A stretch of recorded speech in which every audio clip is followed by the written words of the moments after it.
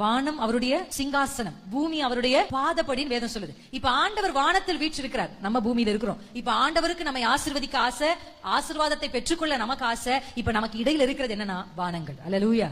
இப்படி மனுக்குலம் பழைய ஏற்பாட்டு காலங்கள் முடிந்ததுக்கு அப்புறம் வேதம் சொல்லுது, பழைய ஏற்பாட்டுக்கும் புதிய ஏற்பாட்டுக்கும் இடையில ஒரு காலம் இருக்கு. அந்த காலத்துக்கு என்ன பேருன்னு சொல்றாங்க? இருண்ட காலம். இருண்ட காலம் அப்படின்னா என்ன அர்த்தம்னா, ஹெவனுக்கும் பூமிக்கும் எந்த கனெக்ஷனுமே இல்ல.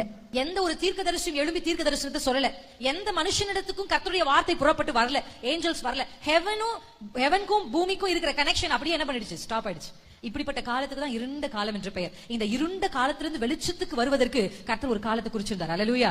எப்படி வானம் திறந்து முதல்ல தேவதூதர் எப்ப இறங்கி வந்தாருன்னு நினைக்கிறீங்க?